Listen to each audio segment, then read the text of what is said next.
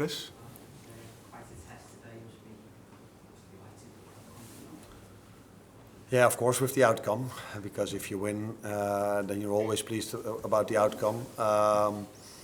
In an ideal world, we would have outplayed them completely. That's definitely not what we did. It was an equal game, in my opinion, where we're the phases in a game where we had to work really hard not to concede.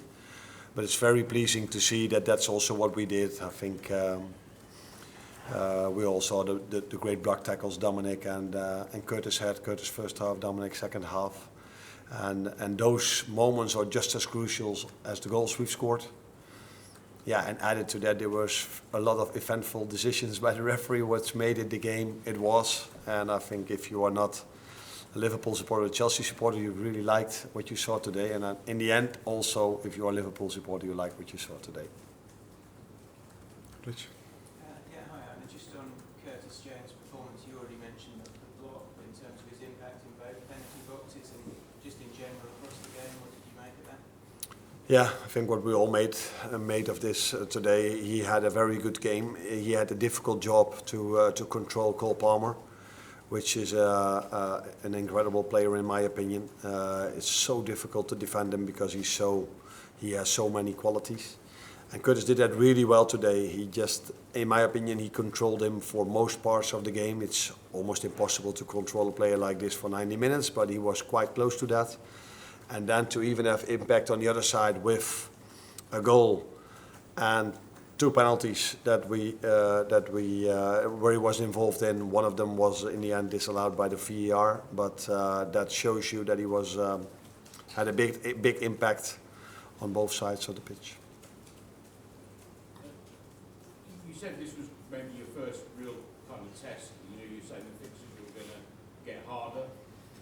Does it give you more confidence now for the duration you can sustain your position in the top 3 or 4 by winning a game like this because it was the biggest test we've had?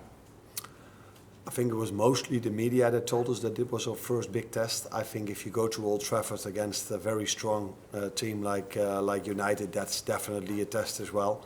I said, and I think it was Friday in the press conference, that don't judge us on this week. You have to judge us in after these 6, 7 or 8 games. That's also what I say now after this win. Because Wednesday it's Leipzig, Sunday it's Arsenal, then it's Brighton, then it's Brighton. There's Brighton, and then Leverkusen and Aston Villa. So this is in my opinion, our biggest test to play Champions League and Premier League, the hardest games, 3 days in a row. That's what City did last season. That's what Arsenal did. Both of these clubs did for 2 years in a row now, and you saw 2 years ago how difficult that was for us, and you saw last season how difficult it was for United and Newcastle to be involved in Champions League and Premier League. So that is, for me, the test we have to go through to see if we can be where we are now. Ronnie? A goal and assist for Mo Salah today. I know you asked about him all the time. Yeah. Just how important has it been coming in here to have a player like that who's just so consistent in the final third? The good thing is that normally if someone asks a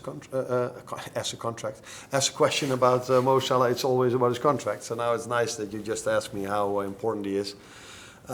He is important for us for the numbers he has, but what I also, it was a bit of a funny remark after the game, but I said, Trent, you have some competition now because I saw today that Mo can play as a right fullback as well.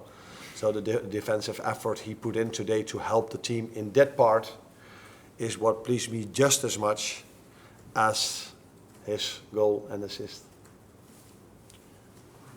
Does the way that the team won today make you confident that you can pass the test of Premier League, Champions League, Premier League in a row?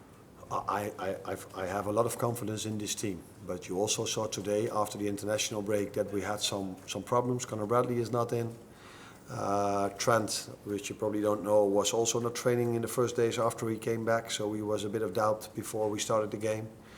Then we had Maka being sick today. Jogo had to be substituted. I'm not sure what it is, but I would be surprised if he's there on Wednesday. So these are all things everybody has, and you have to cope with during a season as well. So that's why I always say it's so difficult to win a league title, no matter where in the world, because so many things have to be done really, really good, and that this is a good start to win the second big game we played.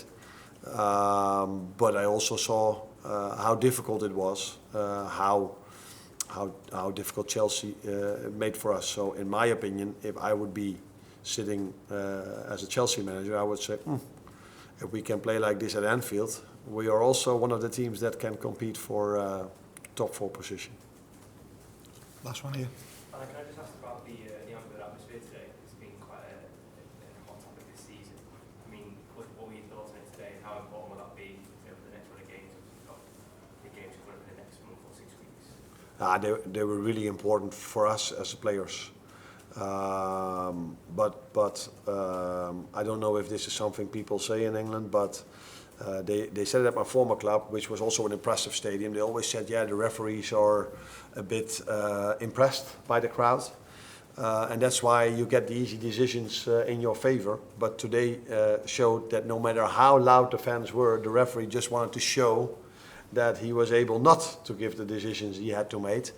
So it didn't help us with the referee, but it definitely helped our players, because they had to work so hard. And then if you every time they cheer so hard for you, if you have made a block tackle or a Darwin sprinted back or all these moments, that definitely helps you mentally. So they were really important for us, for our players. Unfortunately, it didn't happen what all people always think, that Anfield gives you the easy penalties. At least, is that true or not? Definitely not. Definitely not, no. Today it showed again that it wasn't, because people in Holland know me, how much frustration I have about the extra time added on to a game. And there was no time delay at all from us today. And the last time we lost the game, it was for 45 minutes, time delay, time delay, time delay, time delay. He added on 6 minutes. And of course 7 maybe was true because of a VAR moment or blah, blah, blah. But apart from the decisions that happened, this extra time is a bit of a frustration for me as well. But Thank you.